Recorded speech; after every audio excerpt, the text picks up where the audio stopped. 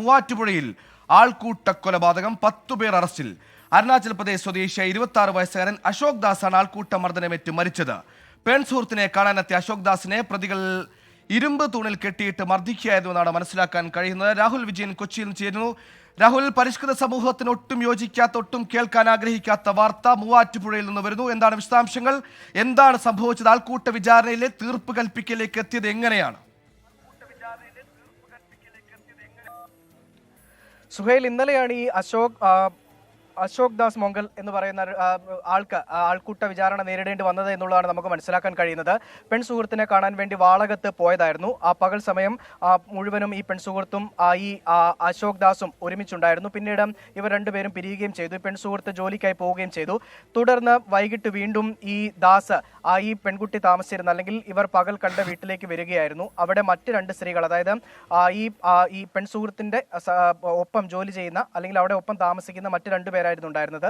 ഈ ദാസിനെ കണ്ട് ഇവർ വലിയ തരത്തിൽ പേടിക്കുകയും ചെയ്തു. ഉടൻ തന്നെ ഇവർ തമ്മിൽ അങ്ങോട്ടും ഇങ്ങോട്ടും വാക്കുതർക്കം ഉണ്ടാവുകയും ചില ഒച്ചപ്പാടൊക്കെ ഉണ്ടാവുകയും ചെയ്തു. അതിനുശേഷം അവിടെ ഉണ്ടായിരുന്ന ഒരു ഗ്ലാസിൽ കൈ ഇടിച്ച് ഈ അശോക് ദാസ് കൈ മുറിക്കുകയായിരുന്നു. പിന്നീട് കൈ മുറിവ് കണ്ട് ഉണ്ടായതോടുകൂടി ഇയാൾ പുറത്തേക്ക് ഇറങ്ങി പോവുകയും ചെയ്തു. പിന്നാലെ ഈ പരിസര പ്രദേശത്തുണ്ടായിരുന്ന നാട്ടുകാർ സംശയാസ്പദമായ സാഹചര്യത്തിൽ ഇയാളെ കണ്ടതോടുകൂടി എന്താണ് സംഭവം, എന്താ കാര്യം എന്ന് ചോദിക്കുന്നു. പക്ഷേ ഈ ദാസ് ഈ കാര്യങ്ങളൊന്നും പറയാൻ കൂട്ടാക്കിയില്ല. പിന്നീട് ഇവർ പുറകെ പോയപ്പോഴേക്കും ഇയാൾ ഓടി രക്ഷപ്പെടാൻ, അതായത് ഈ പ്രതി ഓടി രക്ഷപ്പെടാൻ ശ്രമിക്കുകയും ചെയ്തു.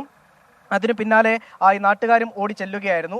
തുടർന്ന് ഈ ദാസിനെ പിടികൂടുകയും തൊട്ടടുത്തുള്ളൊരു ഇരുമ്പ് തൂണിൽ പിടിച്ച് കെട്ടിയിടുകയുമായിരുന്നു. തുടർന്ന് മർദ്ദിച്ചു എന്നുള്ളതാണ് പരാതിയായി ലഭിക്കുകയും ചെയ്തിരിക്കുന്നത്. എന്തായാലും ഉടൻ തന്നെ പോലീസ് ഈ സംഭവ സ്ഥലത്ത് എത്തിയിരുന്നു. പോലീസാണ് ഈ ദാസിനെ ആശുപത്രിയിലേക്ക് കൊണ്ടുപോവുകയും ചെയ്തത്.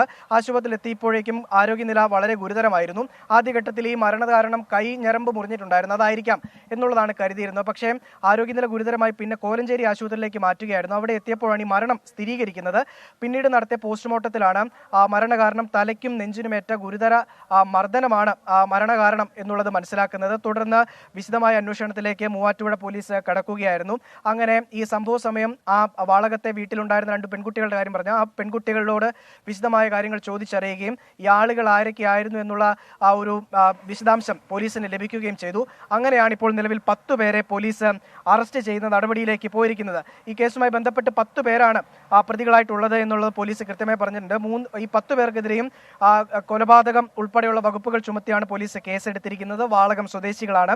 വിജേഷ്, അമല്, സത്യൻ, കേശവ്, ഏലിയാസ്, അഖിൽ, അനീഷ്, ഈ 7 പേരും മറ്റു 3 പേരുമാണ് ഈ കേസിൽ പ്രതികളായിട്ടുള്ളത് എന്നുള്ളതാണ് നമുക്കറിയാൻ കഴിയുന്നത്. നിലവിൽ എന്തായാലും ഈ മൂവാറ്റുപുഴ പോലീസ് സ്റ്റേഷനിൽ പ്രതികളുണ്ട്.